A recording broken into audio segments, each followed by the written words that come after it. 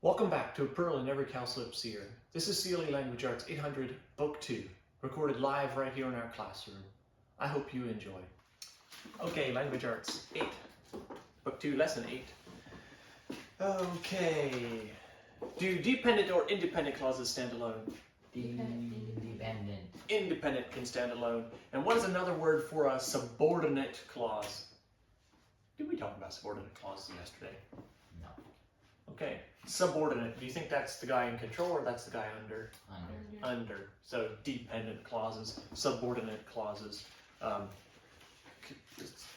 Dependent clauses can also be called subordinate clauses. And today when we start diagramming dependent clauses, we always put them under the main clause. They're subordinating.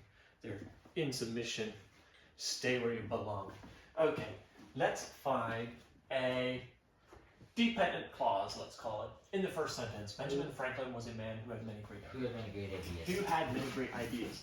And what is the subject and what is the verb? Benjamin Franklin. Of this clause. Who had. Good. And we even have a direct object, ideas. Okay, going on. Now, dependent clauses, clauses that can't stand alone, come in three categories. They are adjective, or adverb, or noun. We're not going to learn about adverb and noun today. We'll learn about adjective clauses.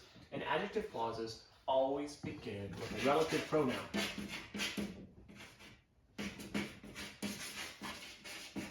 Do you know what the relative, oh, can't spell anything. Do you know what the relative, whoa, it's getting worse. Do you know what the relative pronouns are? Who, whose, which, and that. Good. Who, whom, whose, which, and that. Okay, notice if you know the interrogative pronouns, they're just like them, only what is switched out with that. And then, to be fair, one of these words is not a pronoun. Which one is not a pronoun? Which? No, one of them actually doesn't. Whose.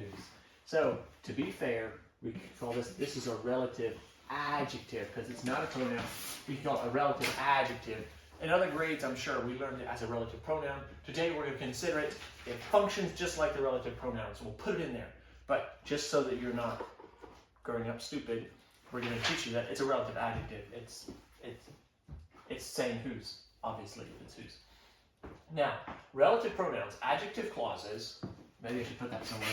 Adjective clauses. Adjective clauses always begin with a relative pronoun, and the relative pronoun always follows, almost always, directly follows the word it modifies, or the word that it modifies will be closest to the clause.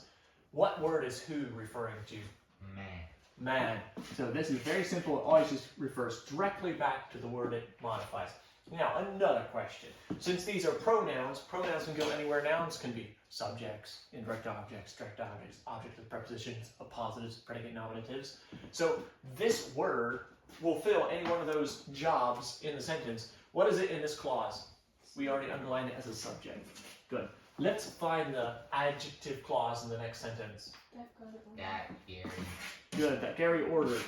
And now the that is a relative pronoun, and it modifies package. This is always very simple. It would be right before it, always, always, with adjective clauses. What function is it filling? Adjective. No. No, whose will always be an adjective. What's the verb? Ordered. Who or what ordered? Gary. Gary ordered who or what? That. That. So that means it is a direct object. Gary ordered that. Okay, let's find the one next one. The man was the same one whose car broke down on the road. Whose car broke down on the road. Good. Whose car broke down on the road. And whose, of course, will always modify the one right before. And this time we know since it's whose, it is a adjective. It's not one of those other functions within the sentence. And the last one, the part that you replaced yesterday is defective. Yesterday. That you replaced yesterday. That is going to always, always modify the word right before it. And how is it functioning? Direct object again. Direct object again. You replaced that. Let's diagram this last sentence. In the independent clause, what is the verb? Independent is. Good. The independent clause will be this part. Is. Who or what is? Part. Part, I'm going to cut the under here. The part is Defective predicate. predicate adjective, defective. Now, we will take this clause and just diagram it in a subordinating position down under that you replaced yesterday. Verb replaced. Who or what replaced? You. You. You replaced who or what? Correct object. That. That. And yesterday is going to have to go under here. Now, there's some things to remember about diagramming adjective clauses. First of all, they always modify the word right before them. Second of all, you will never write anything on the dotted line. When we get to adverb clauses, you always write the subordinating conjunction on the dotted line. Adjective clauses, nothing on the dotted line, just draw a dotted line to connect these two words, no matter where they are. Part in that. So let's draw just a little kernel diagram of this one. The man was the same one whose car broke down the road yesterday. Our verb will be was. Oh, what? Man was predicate nominative one. And then down below to diagram this one, I'm not going to put all the other words on, it's just a simple one.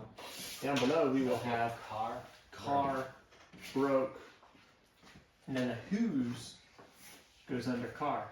But again, we follow that same thing. Whose and one need to be connected with that line. Come up around with that. Okay? Questions? Nope. Enjoy.